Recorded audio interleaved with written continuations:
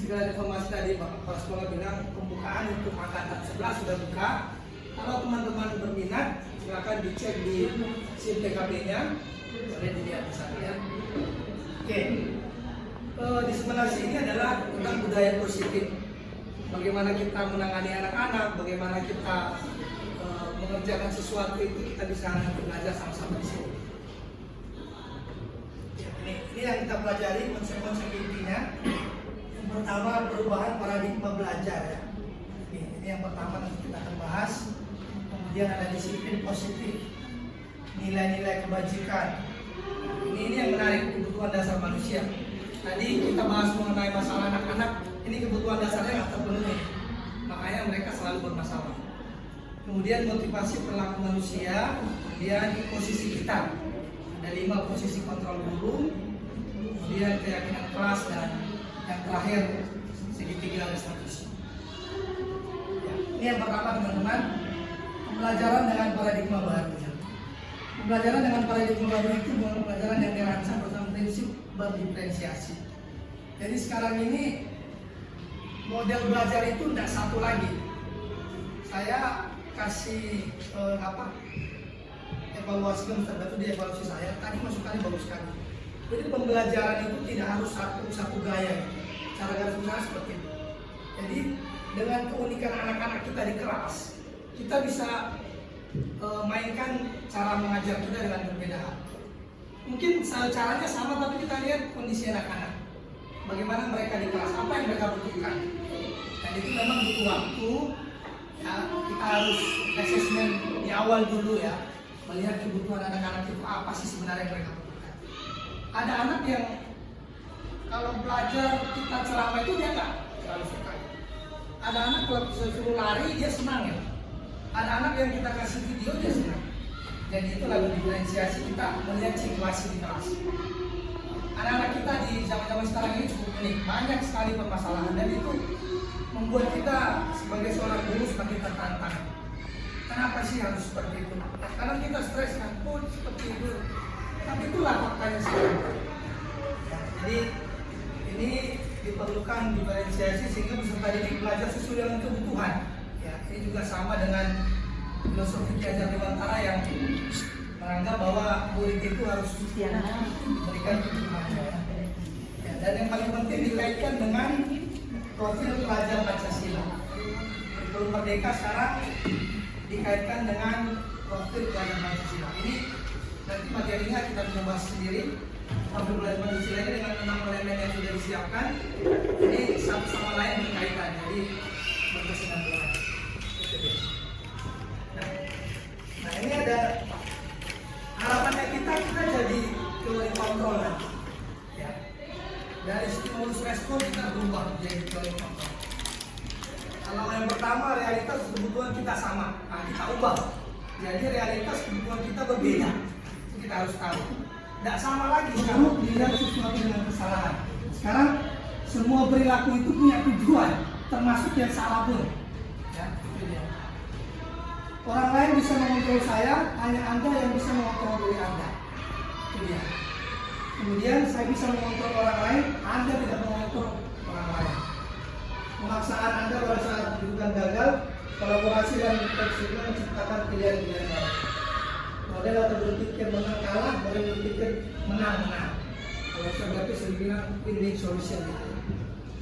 Jadi harapan kita di sini teman-teman, teori kontrol ini. Kita selama ini kan ada di stimulus respon.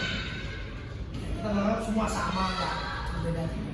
Harapannya kita, harapannya guru penggerak di sini punya nilai-nilai ini.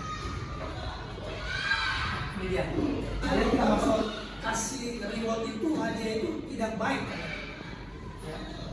Ada efek sampingnya kan? Itu hanya karena mereka mau dilihat orang lain. Ada efek yang tidak baik. Sebagai pendidik tujuan kita adalah menciptakan peserta didik yang memiliki disiplin diri sehingga mereka berperilaku mengacu kepada nilai kebajikan universal dan memiliki motivasi intrinsik, ya, bukan X tapi in dari dalam. Jadi kalau kita kasih reward itu dari luar, bukan dari dalam gitu. Mereka melakukan sesuatu karena ada reward. Harapannya ini nilai kebajikannya, nilai yang disepakati bersama lepas dari suku bangsa, agama, bahasa, dan lembaga ini dikaitkan dengan profil pelajar Pancasila lagi, selalu dikaitkan dengan profil pelajar Pancasila. 6 elemen ini harus berkaitan, ya, karena memang harapannya ya, bangsa kita punya karakter yang baik lah. Karena kita lihat anak-anak kita cukup serius dalam masalah-masalah karakter. Bullying itu cukup membuat kita pusing juga ya. Kalau kita di sini mungkin ya bully itu ada, tapi penanganan kita cepat. Itu yang saya lihat di sini. Kita cepat menanganinya. Kalau ada apa-apa kita respon cepat. Tapi kalau di sekolah lain itu saya pikir itu masalah besar. Pemerintah sedang menggaung-gaungkan bahwa usahakan tidak ada bully. Jadi harapannya di sini profil pelajar Pancasila itu berjalan dengan baik sehingga anak-anak menikmati setiap proses di kelas, di sekolah, tidak tertekan, tidak ada diskriminasi. Itu harapannya.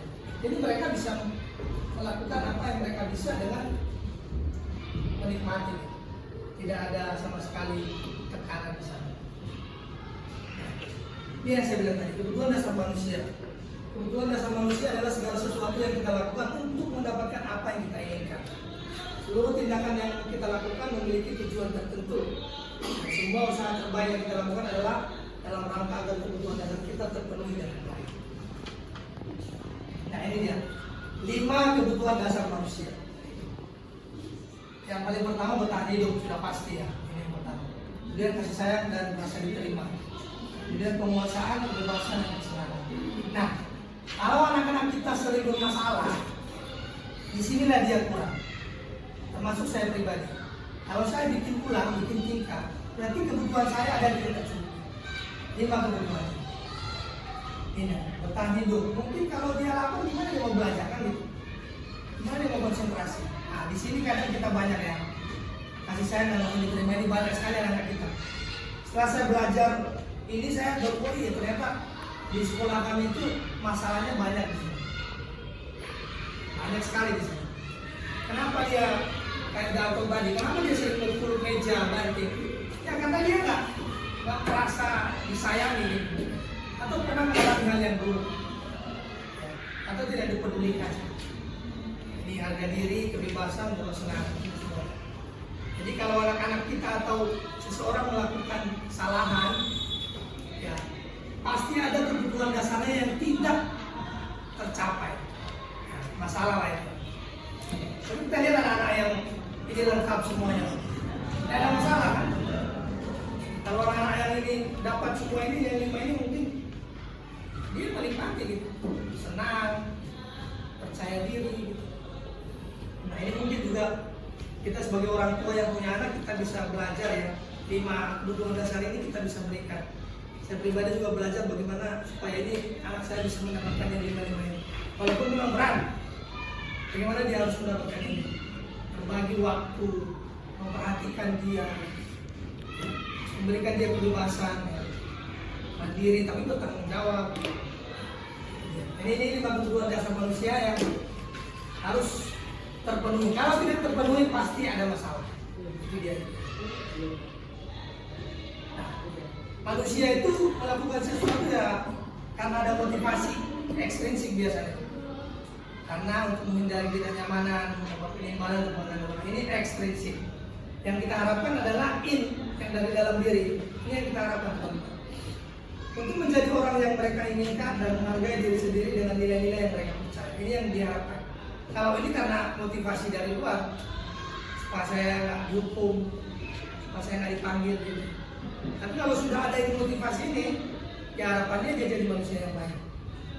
Tidak harus disuruh-suruh lagi, tidak harus ada punishment lagi. Ya. Itu dia. Kemudian ya ini. Nah, ada perbedaan hukuman dan konsekuensi. Ini juga perlu kita perhatikan. Hukuman itu sesuatu yang menyakitkan dan harus terjadi. Sedangkan konsekuensi itu sesuatu yang harus terjadi. Ini membuat anak sakit fisik maupun hati untuk jangka lama, membuat anak merasa tidak nyaman dalam jangka waktu pendek. Anak membenci kedisiplinan, anak menghargai disiplin. Harapannya ya di sini. paksaan, stimulus tanggapan. Mendorong anak menyakiti diri sendiri, mendorong anak agar mudah menguasai diri. Konsep diri yang buruk, konsep diri yang baik. Anak belajar untuk menyembunyikan kesalahan, anak belajar untuk mematuhi peraturan.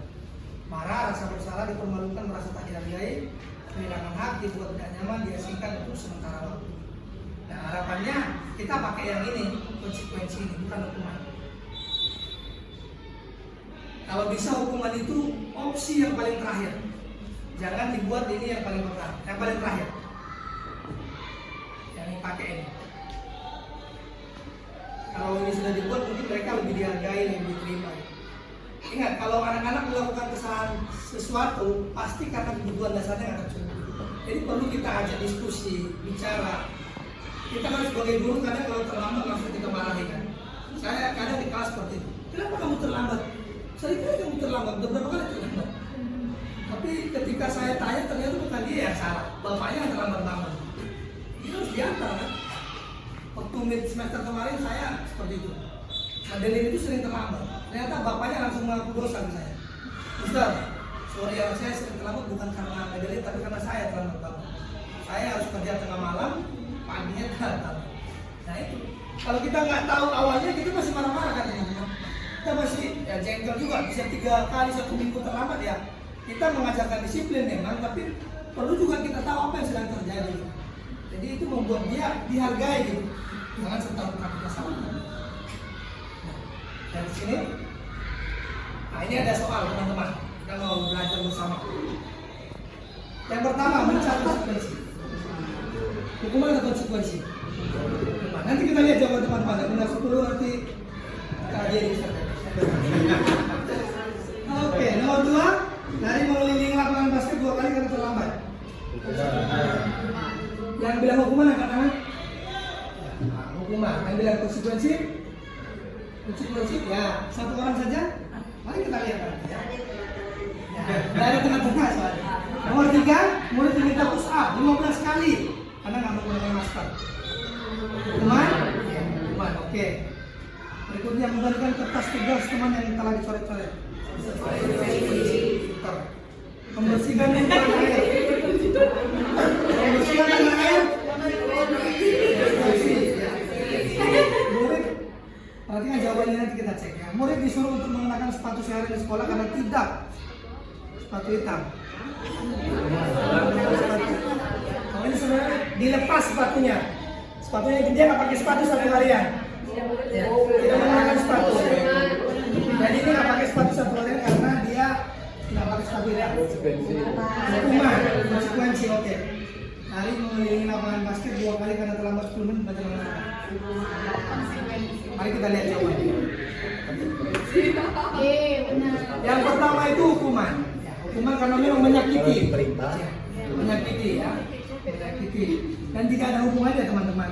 Terlambat dengan mencatat 100 kali itu ada hubungannya. Biasanya kalau konsekuensi itu ada hubungannya. Dan kedua, lari itu pasti juga hukuman. Ya, karena dia dipermalukan ya. Dipermalukan. Nomor 3 juga hukuman, push up 15 kali. Apa bedanya lari mengelilingi lapangan basket 2 kali sama lari mengelilingi lapangan basket? Ya, oke. Pertanyaan yang bagus dari Istri ya. Lari mengelilingi basket karena terlambat. Sedangkan lari mengelilingi ini karena pelajaran berjauh. Ini pertanyaan yang bagus. Kenapa? Karena kalau ini ada hubungannya. Kan pas pelajaran berjauh itu kan di lapangan. Jadi disuruh 2 kali lari itu ada hubungannya, masih relevan. Itu termasuk konsekuensi ya. Pas pelajaran olahraga. Sedangkan di sini nggak ada hubungannya. Dia terlambat di kelas, sedangkan disuruh ngapain? Di lapangan, ada hubungannya. Sudah pasti jadi hukum. Ya. Kalau ini ada hubungannya. Ini juga sama, pertanyaan sama juga waktu belajar kami tanya seperti itu. Apa hubungannya? Ternyata ini ada relevansinya teman-teman. Ya karena memang dia terlambat pakai baju mungkin terlambat 10 menit. Ya silakan kali 2 kali lapangan selesai. Tapi itu tidak menghukum loh, karena dia terlambat kan. Ya, dalam kelas kecil bagaimana? Nah, kita mau menangis lagi orang tua.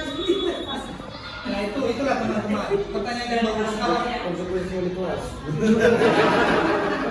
Kalau kelas kecil bagaimana?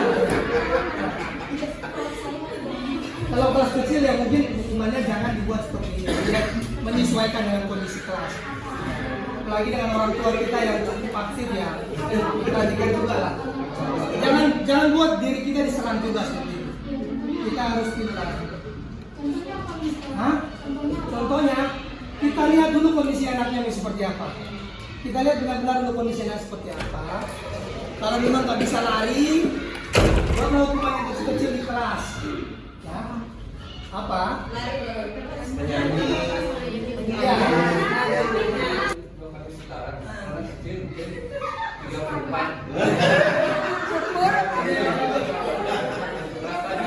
Mister suruh ngomong 3/4 masuk akal. Tapi untuk materi spesialis saya pikir kalau memang seperti itu orang tuanya yang harus diedukasi. Bagaimana cara edukasinya? Kami sudah pernah coba tapi gagal.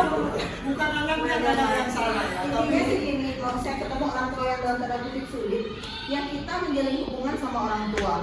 Selama hubungan kita dengan orang tua baik, itu kesalahan apapun itu beralih kok. Orang tua akan lebih mudah bertanya sama kita kalau kita gampang dijangkau sebenarnya. Bukan berarti kita kasih waktu 24 jam kita buat orang tua ya. Cuma minimal gini, akrab, saling mengenal, jangan defense duluan gitu. Saya nggak pernah minta maaf sama orang tua kalau saya nggak salah gitu ya. Tapi saya akan bilang, oke Bu, coba nanti saya cek. Gitu. Setidaknya kita gampang dihubungi ketika orang tua dalam tanda kutip kebingungan gitu.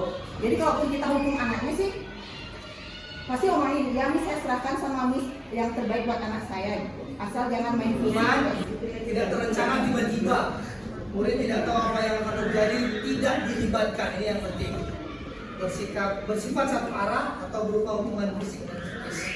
Kalau konsekuensi itu terencana, disepakati sesuai dengan peraturan. Setelah hukuman, konsekuensi ada lagi yang namanya restitusi. Proses menciptakan kondisi bagi murid untuk memperbaiki kesalahan. Nah, ini ada nanti di sini. Proses kolaboratif yang mengajarkan murid untuk mencari solusi sendiri. Posisi kita ada beberapa teman. Tentang kontrol ya. Ilusi guru mengontrol murid, ilusi bahwa semua penguatan prinsip efektif dan bermanfaat, ilusi bahwa kritik dan membuat rasa bersalah untuk menguatkan karakter, ilusi bahwa orang dewasa berhak memaksa. 5 posisi kontrol guru. Ini yang tadi saya bilang, kalau menghukum ini usahakan ini paling terakhir dan opsi yang benar-benar harus paling terakhir. Menghukum, membuat rasa bersalah ya untuk teman sebagai pemantau dan manajer. Harapannya 5 posisi ini kita berada di sini. Untuk posisi itu molor waktu sampai 1 jam. Kita meet itu sampai lewat 1 jam. Makanya bahas masalah aja.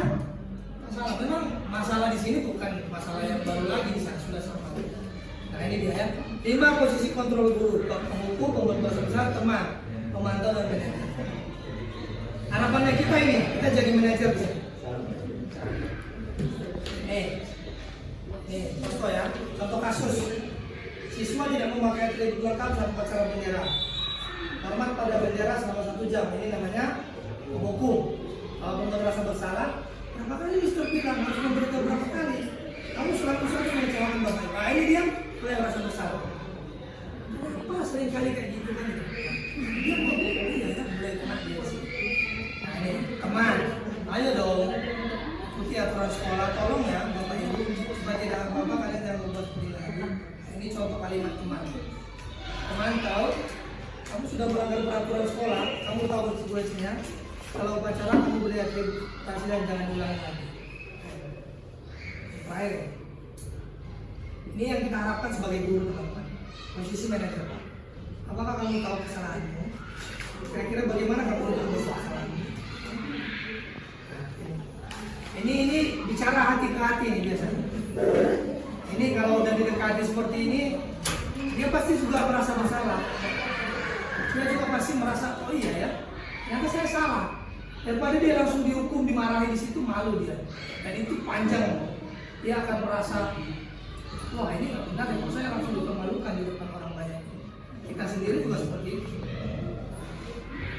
Jadi harapannya kita sebagai guru jadi manajer di sini. Bisa diskusi, tanya kenapa nggak bawa topi tadi. Apa alasannya? Kasih tahu mama dulu ya, dia kami hari Minggu. Itu mungkin lebih baik dan harapannya memang ini teman-teman, kita sebagai manajer.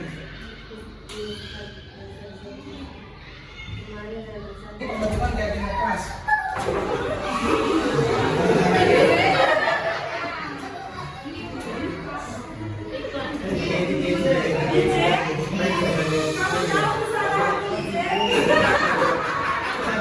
Sudah diingat ya.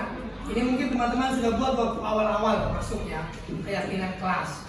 Jadi ini memang perlu supaya anak-anak itu juga disiplin ya, yakin gitu loh kalau mereka harus melakukan hal yang baik. Nah ini bedanya dengan peraturan ini ya. Kalau peraturan selalu kembalikan dulu ke tempatnya. Ini keyakinan kelasnya lebih ke tanggung jawab. Dilarang mengganggu orang lain, ini lebih kepada menghormati orang lain. Ya, kalau di kelas Mister Panca ada yang saya lihat tadi keyakinan kelas ini dan itu ditandatangani sama 14 anak. Itu mereka harus ingat itu gitu. Dan itu memang harus. Saya tadi baru lihat, oh iya ada keyakinan kelas di sini. Bagus. Atau menunggu giliran, mohon maaf orang bersabar. Gunakan masker, kesehatan keselamatan, jangan berlari di kelas atau koridor. Keselamatan pertama. Kira-kira sama nggak interpretasi kita dengan anak? Misalnya dilarang berlari, keselamatan dan keamanan. Kira-kira sampai nggak? Karena kalau mereka Santai sih. Bisa. Ajak mereka diskusi. Kenapa kamu nggak ada? Tujuannya apa? Ini juga tadi kan Michael sampai dia kepalanya bocor. Saya selalu saya tidak pernah. Saya bilang Anda boleh rusuh, tapi jangan tanya jawab. Ketika kamu mengalami cedera, kamu bertanggung jawab dengan diri Anda sendiri dan kemana-mana. Saya tidak akan ikut campur. Kecuali kamu sekarang saya bawa kamu, tapi ke bawah, kamu sendiri kamu bertanggung jawab. Sakitnya kamu merasain, dibayar orang tua, kamu merasain. Tidak apa-apa, sekarang Anda boleh main bebas. Tapi Anda punya tanggung jawab, ketika kamu melakukan kesalahan, Anda punya risiko itu. Jadi kayak tadi, teman-teman lain ketika saya mau mereka masuk kelas semua, diam gitu. Tidak apa-apa, sebenarnya Anda melihat sisi positifnya apa dari kesalahan. Ada positifnya banyak ya. Anda bisa belajar dari mereka. jadi kalau peraturan itu garisnya jelas. Kalau yang besar dia. Tapi kita harus kaitkan dengan nilai ini bisa.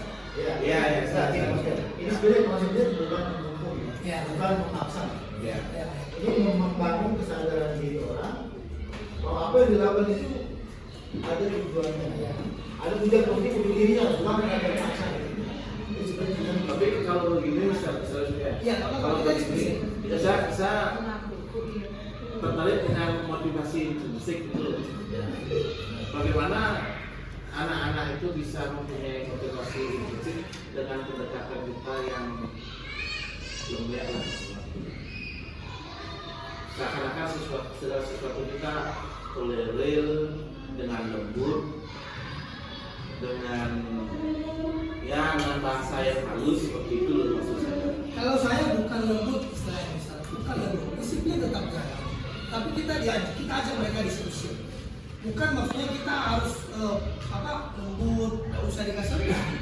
Kita tetap pada prinsipnya ada aturan, ada disiplin kita. Tapi kita harus ajak mereka diskusi. Tapi tidak sembarangan kita juga menghukumkan. Kalau dibilang apalagi dengan lingkungan kita yang seperti ini, kalau nggak keras, ya mereka nggak dengar. Nah, itu harus selesai. Ya. Tapi bukan berarti kita juga serta-merta harus menghukum marah-marah, tidak. Ada sebabnya. Kita bisa diskusikan dengan mereka. Mungkin sederhananya seperti itu. Dan yang Mr. Panca bilang tadi benar, ada nilai yang mereka harus tahu gitu loh. Kalau kamu lakukan ini ada nilai yang harus kamu tahu gitu kan tadi ya. Kalau kamu jatuh bahaya, keselamatanmu terancam. Mungkin seperti itu sederhananya. masalah itu jangan terlalu kreatif. Kalau dilihat kan mereka kan naik di atas lemari besi. Saya bisa bilang di bangkrut, ya kamu jatuh, kalau bisa beli bangkrut, kalau kamu seperti ini. Pulang-pulang saya kita naikkan itu apa? Ketika ada masalah, saya akan kasih tanggal. Orang tua itu tanggal, saya udah tahu orang. Tapi yang kejadian tadi itu mereka semua buka mata, langsung semua terbuka matanya. Apa risikonya yang kalian tahu semua itu ada yang dari kamu. Enggak bilang kan pas kita pergi, saya masuk sana mereka naik semua naik di lemari. Belum lihat ya. kan lihat jahitannya. Mereka semua langsung begitu, bengong gitu dia. Ini pelajaran bertanya lagi. Ya sampai ada Pak itu, mereka tuh banyak boleh juga nggak apa-apa. Pas kebebasan mereka untuk Kadang-kadang juga Ustaz dengan istilahnya dengan kayak saya bilang tadi itu motivasi intrinsik itu kan kalau orang Indonesia bilang rasa jengah gitu. Karena kalau nggak dihadapkan pada situasi sulit, gimana mereka bisa jengah gitu loh. Saya di kelas itu saya jarang saya tidak akan melarang. Sebelum ya ada konsekuensi. Apa yang Anda lakukan ada konsekuensi. Saja. Tapi konsekuensi kan Anda belum tahu kan. Silakan kalau Anda mau lanjutkan, Anda akan tahu konsekuensinya tidak apa-apa. Ada bagian itu kan. Supaya Anda tahu betul ini resikonya begini gitu. Itu akan jadi membuat mereka akan tahu dari diri sendiri kan. Ini resikonya apa, terus apa bahayanya kalau saya melakukan ini. Betul sekali teman-teman. Sudah dijelaskan dengan contoh langsung sama Ustaz Panji. Dan contoh. Ya kita lanjut. Nah ini dia. Di sinilah adanya pendekatan itu. Harapannya di sini segitiga restitusinya. Proses dialog dia dilakukan oleh guru dan guru yang paling banyak. Stabilkan identitas. Ya. Ajak dulu dia ngomong. Kenapa kamu melakukan ini? Tapi jangan langsung kamu Mister kita marahin. Tidak apa-apa. Mister juga pernah salah. Dia mulai nanti percaya diri di sini. Kamu tadi pukul temannya, ya. Ya, Mister bersyukur kamu nggak mukul dia berlebihan. Kalau nggak dia bahaya, nggak apa-apa. Nah, itu menstabilkan identitas. Tenangkan dulu kondisinya. Jangan makin dibuat crowded. Ah kamu ini gini gitu. Oh, dia makin takut dong. Dia makin nggak mau cerita sama kita nanti. Stabilkan dulu kondisinya, netralkan dulu. Nah, setelah itu validasi. Kamu cek kesalahannya di mana, kita cek. Kamu tahu tadi salahmu di mana? Kenapa kamu berbuat seperti itu? Pasti punya alasan kan? Ini saya sudah coba praktik di kelas saya dan mereka lagi ngomong teman-teman tadinya. Jadi mereka lebih kita dapat feelnya nih. Kenapa tadi kamu pukul dia? Kan? Awalnya dia nggak ngomong, dia diam aja gitu. Nggak apa-apa, Mister juga pernah salah, Mister juga seperti itu pernah. Mulai dia satu kata keluar. Mister, aku lagi diam. Nah, validasi lagi. Nggak apa-apa, Mister nggak marah kok. Cerita dulu sama Mister. Sudah mulai dapat, masuk lagi tadi keyakinan. Kamu tahu kalau mukul orang itu apa nilai yang kamu nggak dapat, bahayanya apa gitu. Mulai dari dia, Mister saya akan menghargai orang lain. Bahaya bisa beresiko mukul orang. Di sini dan harapannya kita di sini segitiga diskusi. Nanti diskusi teman-teman. Walaupun mereka masih kecil-kecil, tapi kalau mereka diajak diskusi mereka senang. Mereka tidak disalahkan terus ya.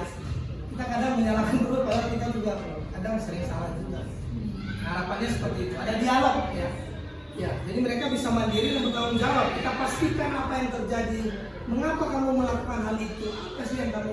Apa yang dipikirkanmu sehingga kamu bisa melakukan hal itu? Apa yang kamu pikirkan sehingga kamu bisa mukul teman atau dorong teman?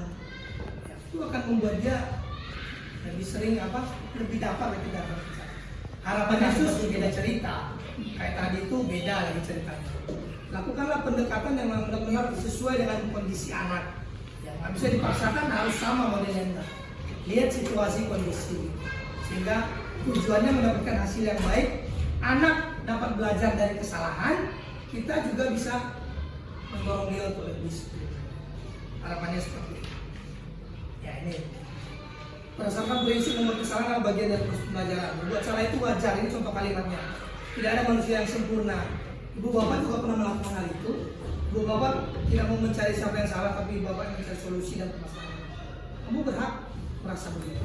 Jadi ini, stabilkan dulu identitas dengan kalimat-kalimat seperti itu. Apa-apa? Cerita, Mister juga pernah melakukan kesalahan. Ya, dia merasa nanti sudah lebih aman, dia lanjut ke sini. Validasi tindakannya. Kamu pasti punya alasan melakukan hal itu kan? Padahal kamu bisa melakukan yang lebih buruk lagi dari ini. Apa? Kamu patut bangga karena telah melindungi sesuatu yang penting. Kamu lakukannya karena melakukan sesuatu yang penting. Nah, ini kita validasi. Kita pastikan dia bahwa yang dia buat itu tidak terlalu berbahaya gitu. Ada hal yang lebih berbahaya lagi dan kita berterima kasih kepada dia. Nah setelah itu tanyakan keyakinan. Apa keyakinan kelas kita, nilai-nilai apa yang telah disepakati bersama, seperti apa gambaran sebuah kelas yang indah menurut kamu, kamu ingin menjadi orang yang seperti apa, harapannya. Jadi segitiga instruksi itu membangun dialog supaya mereka lebih bertanggung jawab dan mandiri dengan 3 poin itu. Untuk dalam penerapan program disiplin positif, hendaknya guru memiliki standar kepribadian yang profesional dan sosial yang baik, di mana guru mampu merefleksikan dirinya dalam posisi kontrol saat ini. Bagaimana perjalanan seorangnya sebagai manajer, ya? Sebagai manajer yang menuntun muridnya menjadi insan yang mandiri, merdeka dan harapannya teman-teman dengan disiplin positif ini ya kita bisa melihat permasalahan itu dari sudut lain, dari sisi yang lain. Kita jangan jadi penghukum, ya, jangan jadi pemantau, tapi benar-benar jadi manajer. Kalau bisa hukuman itu yang paling akhir, dan kalau memang tidak ada opsi lagi baru.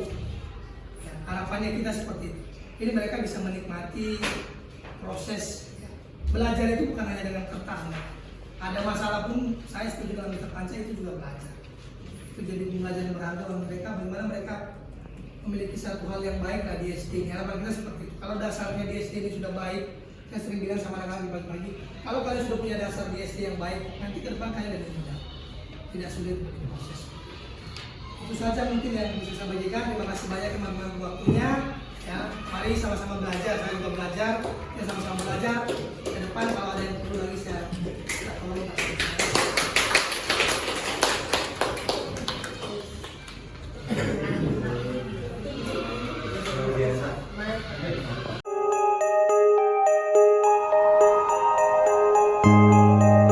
Selamat pagi anak-anak semuanya. Apa kabar kalian pagi ini? Baik. Baiklah. Oke.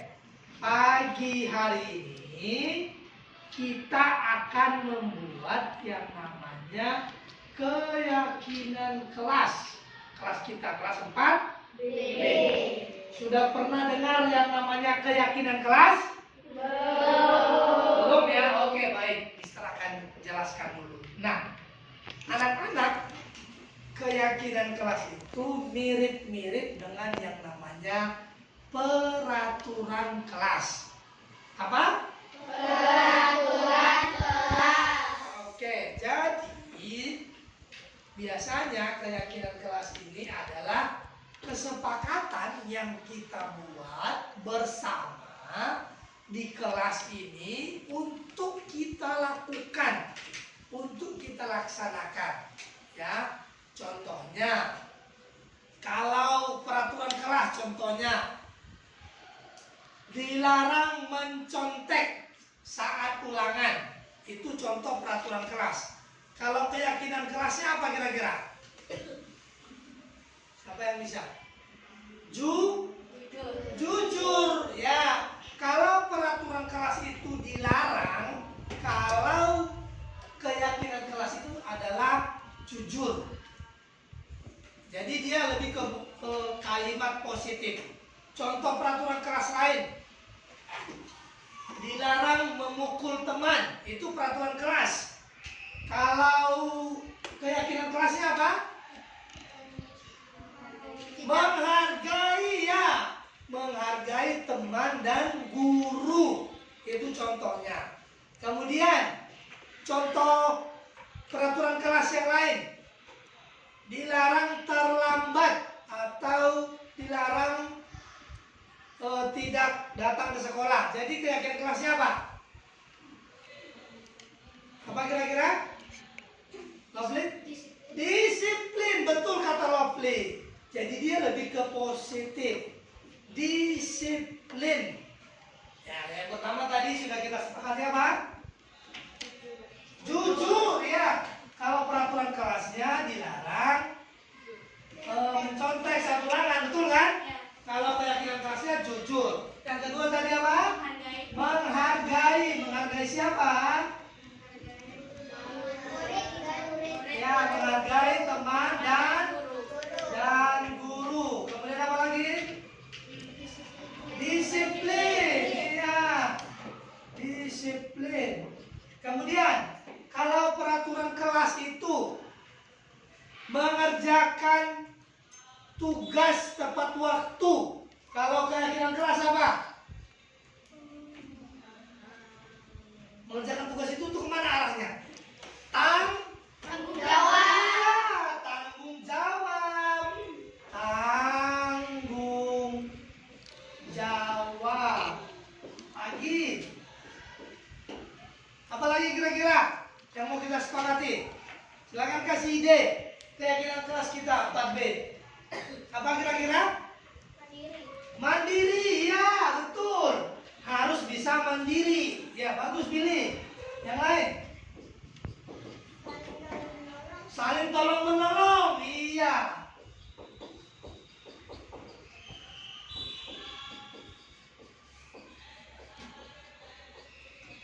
Nah, ini adalah contoh-contoh daripada keyakinan kelas. Oke, berarti anak-anak sudah paham sedikit mengenai keyakinan kelas ya?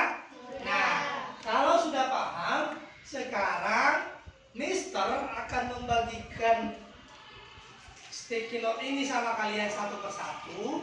Kalian Mister ajak untuk berpikir membuat satu anak atau satu orang untuk mengerjakan atau membuat keyakinan kelas kita. Nanti keyakinan kelas ini akan kita tempel di belakang untuk kita ingat setiap hari, untuk kita bisa lakukan setiap hari. Bisa anak-anak? Bisa. Oke, baiklah. Mister akan kasih usul. Silakan ditulis ya dan dipikirkan dulu.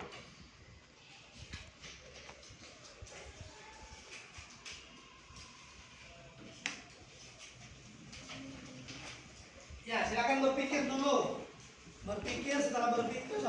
Setelah berpikir baru ditulis ya. Silakan. Ya, silakan. Ya. Ya, silakan. Pikirkan dulu baru tulis.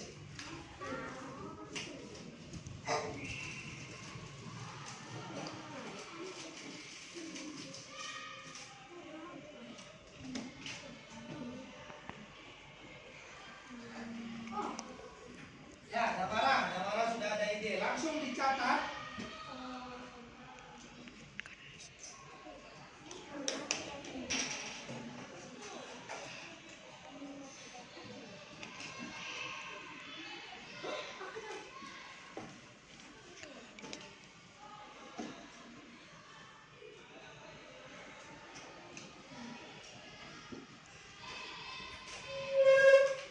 Sabar Damara. Nanti kalau sudah satu-satu akan ke belakang menempel ya, sabar ya.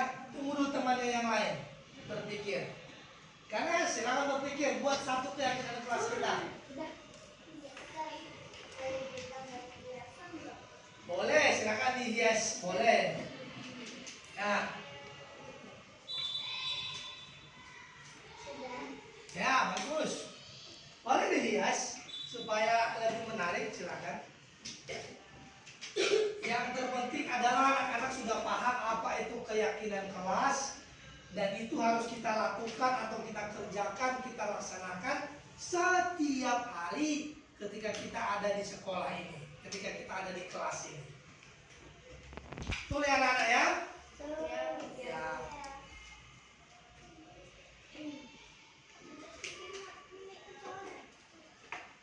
Mau ganti sticky note?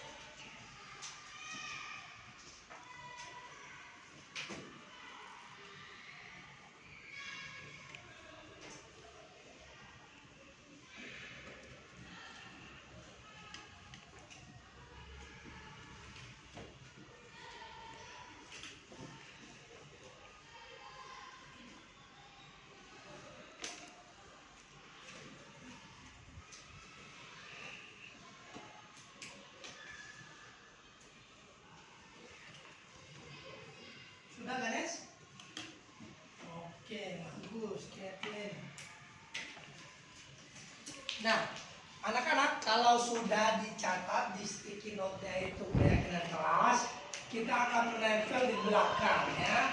Satu-satu silakan ditempel dengan rapi. Nanti kita lihat mana yang paling cocok untuk keyakinan kelas kita ya. Oke, silakan bergerak dari absen 1. Absen 1 silakan. Ya, silakan ditempel di belakang.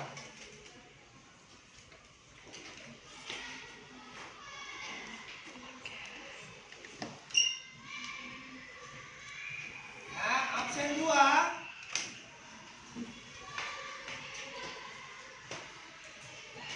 Absen 3.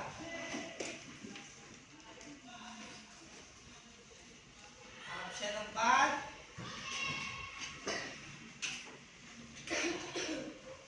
5.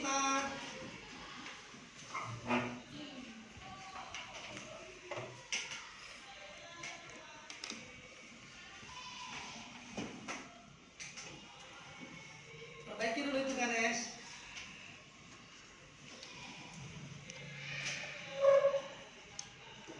Berikutnya selanjutnya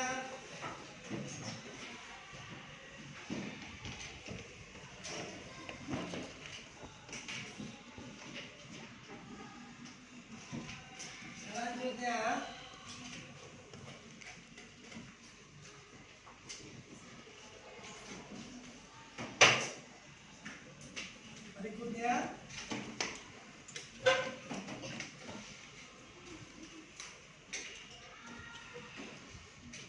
berikutnya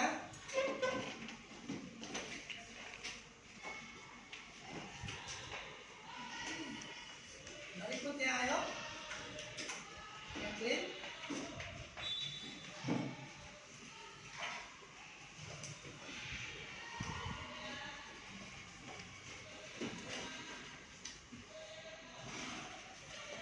Berikutnya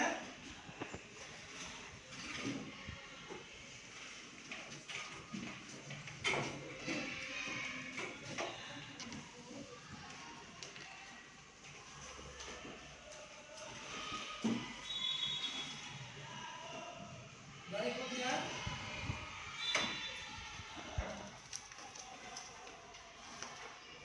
nah, sekarang anak-anak boleh berdiri dari tempat duduknya. Mari kita lihat sama-sama keyakinan kelas kita yang sudah kalian buat bersama. Silakan berdiri lihat di belakang. Ya, silakan lihat dan amati setelah baca. Ya, coba lihat. Ya, lihat.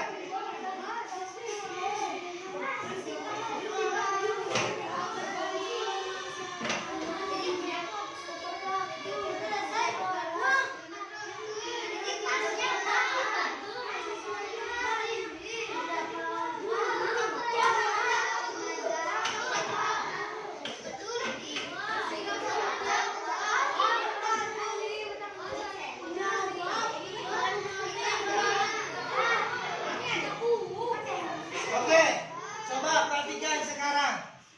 Yang pertama siapa? Billy buat apa biar keyakinan kelas yang menurut Billy? Peduli. Apakah kita peduli? Bertanggung jawab. Apakah kita perlu peduli? Iya. Perlu bertanggung jawab? Iya. Setuju dengan itu? Setuju. Oke, berarti punyanya Billy kita langsung tempel di situ. Bagus. Absen 2. Ya, Aciles tadi buat apa? Tidak melawan guru, oke. Setuju dengan tidak melawan guru? Nah, tidak boleh melawan guru, harus sopan. Absen 3. Ya, hidup rukun dengan teman. Kenapa penting itu Daniela, menurut Daniela? Kenapa kita harus rukun Daniela? Supaya saling menghargai. Bagus. Absen berikutnya 4. Celi buat apa? Saling tolong menolong. Perlu nggak itu anak-anak di kelas kita? Perlu nggak kira-kira saling menolong? Perlu, iya, saling tolong menolong. Berikutnya Saling mengasihi. saling mengasihi, iya, saling menyayangi. Bagus. Berikutnya. Bekerja sama menjaga kebersihan di kelas. Bekerja sama menjaga kebersihan kelas. Penting nggak itu anak-anak? Penting. Bagus. Berikutnya. Damara. Bertanggung jawab. Bertanggung jawab. Kalau ada tugas, Damara harus bertanggung jawab mengerjakan tugas ya. Ya. Kalau ada piket harus tanggung jawab piket kelas. Betul Damara? Ya. Oke, berikutnya. Saling menjaga etika dan sopan santun. Ya, ucapannya harus dijaga sesama teman, kemudian sama guru juga harus sopan. Berikutnya. Menjaga dan meletakkan barang sesuai tempatnya. Ya, Joel, jangan asal ditaruh barangnya ya. Tapi harus rapi. Betul ya Joel ya? Nanti hilang. Betul, setuju Joel? Setuju, mantap. Berikutnya. Disiplin. Disiplin. Datang tepat waktu, mengerjakan tugas tepat waktu. Perlu itu ya anak-anak ya? Perlu. Oke, berikutnya. Bersikap jujur agar permasalahan dapat selesai. Bersikap jujur katanya agar permasalahan dapat selesai. Bagus. Berikutnya. Tepat waktu ke sekolah. Tepat waktu, disiplin. Berikutnya.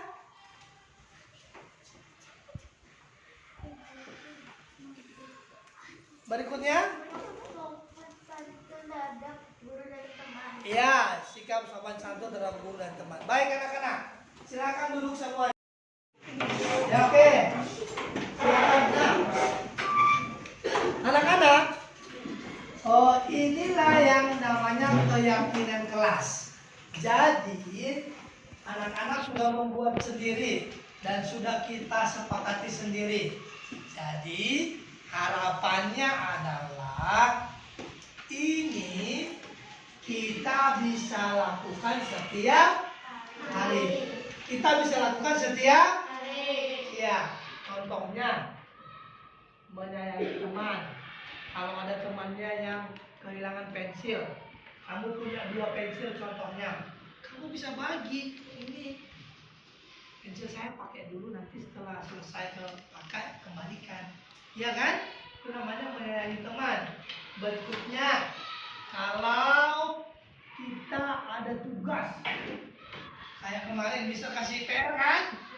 Dikerjakan, itu namanya disiplin. Itu namanya disiplin dalam mengerjakan tugas. Itu tanggung jawab, saling tolong menolong, bekerja sama, tepat waktu, hidup rukun dengan teman ya. Oke, baiklah. Kalau sudah, supaya ini lebih kuat, kalian akan tanda tangan di sini. Supaya ada cap tangan kalian, ini memperkuat bahwa ini harus kita lakukan setiap hari. Jadi saya kasih waktu satu-satu. Di tempat yang kosong ini boleh ditandatangani atau ditulis namanya ya. Dari absen 1. Boleh nama, boleh tanda tangan. Ya, silakan. Tulis 1 ini. Ya. Berikutnya.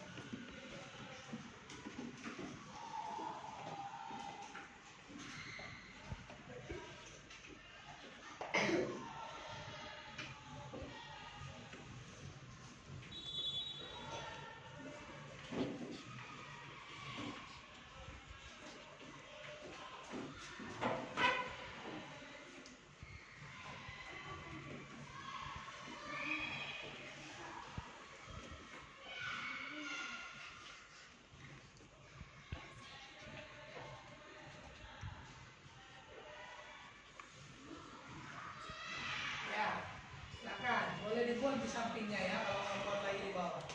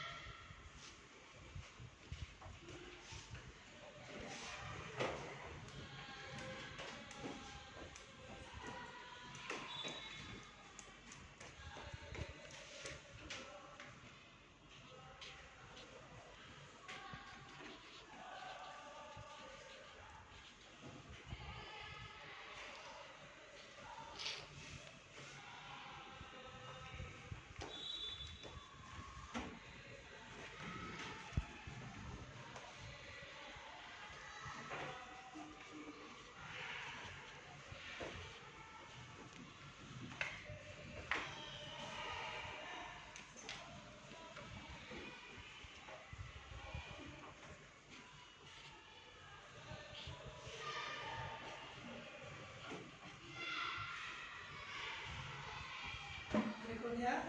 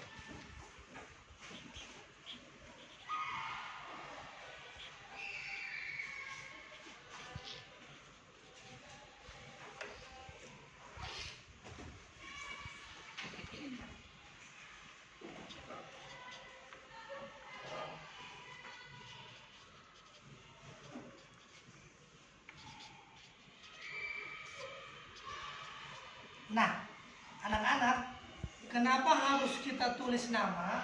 Supaya kalian semakin percaya dan terus melakukannya setiap hari keyakinan kelas ini.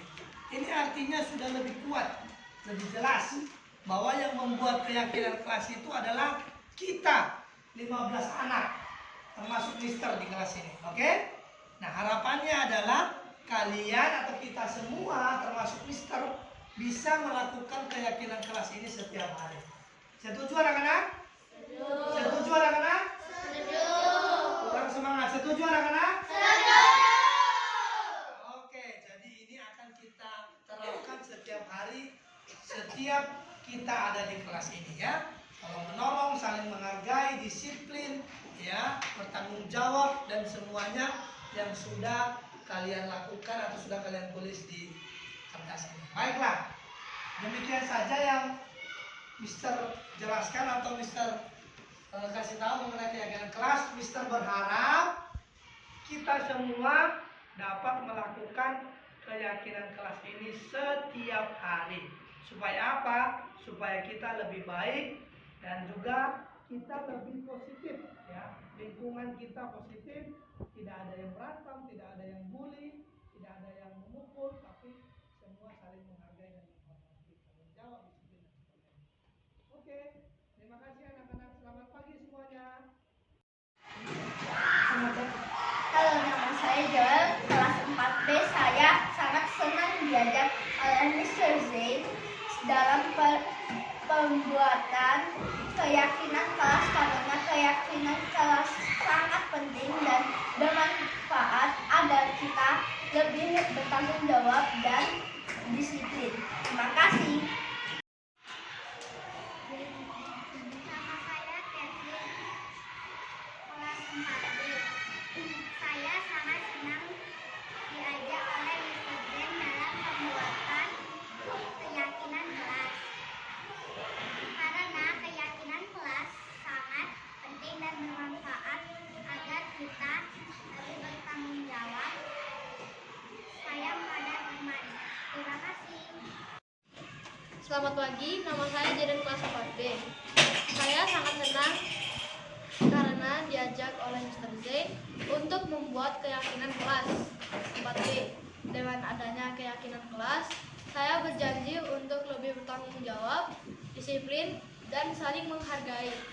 Semoga keyakinan kelas ini saya dapat lakukan setiap hari dengan senang hati. Terima kasih. Nama saya Madeline dari kelas 4B. Saya sangat senang diajak oleh Mr. Zain dalam pembuatan keyakinan kelas, karena keyakinan kelas sangat penting dan bermanfaat agar kita bisa menghargai waktu dan orang lain. Terima kasih. Selamat pagi, nama saya Damara, kelas 4B. Saya sangat senang karena diajak oleh Mr. Zen untuk membuat keyakinan kelas 4B. Dengan adanya keyakinan kelas, saya bisa lebih bertanggung jawab, disiplin, dan saling menghargai. Semoga keyakinan kelas ini saya dapat lakukan setiap hari. Terima kasih. Selamat pagi, nama saya Daniela, kelas 4D. Saya sangat senang karena diajak oleh Mr. Z untuk membuat keyakinan kelas 4D. Dengan adanya keyakinan kelas, saya bisa lebih bertanggung jawab, disiplin, dan saling menghargai. Semoga keyakinan kelas ini saya dapat lakukan setiap hari. Terima kasih.